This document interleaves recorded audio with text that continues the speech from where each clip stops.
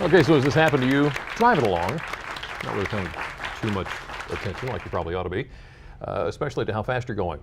Then in a couple of weeks, you get something in your mailbox. Yeah, the speeding ticket charging you for driving over the limit.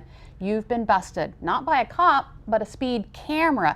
They're popping up all over Delmarva, but how effective are they? WBOC's Bill Mich has been working on the story, and he joins us now to tell us more about it. Thanks, Bill, for stopping in. And thank you for having me. All right, well, first of all, we hear about them all the time. What is the typical fine for getting caught by a speed camera? Talking to the Salisbury Police Department, they say if you get busted for going over the speed limit in the city of Salisbury, you are getting a $40 ticket.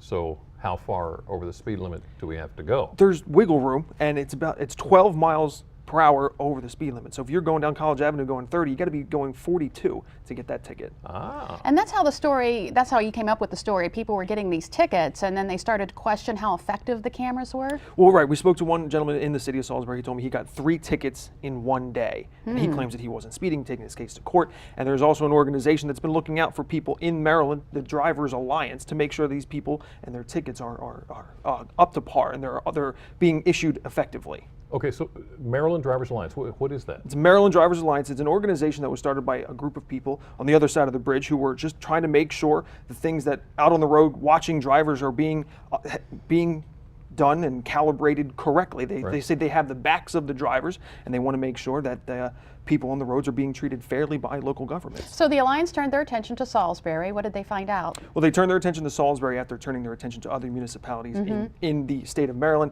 And in the city of Salisbury, they're trying to dig for some information that kind of hit some roadblocks, trying to come up with the information that they were requesting. Yeah.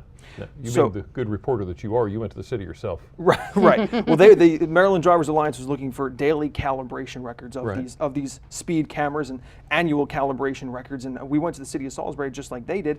And under Maryland state law, they don't have to turn over those records unless they're for court purposes. And obviously, this wasn't that case. Okay. So the city workers showed you how? Yes, so Colonel Barkley, who runs the speed cameras for the city of Salisbury, the police department, he showed me how these cameras work, and he showed me how they're calibrated, and that's what we're going to learn about a little later tonight in the story. Oh, Okay. Bill, sounds good. Looking forward to it. Thanks for having me. Wait to see it. That's going to be this evening, WBOC News at 11, Salisbury speed cameras. Catch it, and Bill Mich with all the story. Well, still ahead on Delmarva Life, it's just about time to start pulling out the holiday decorations.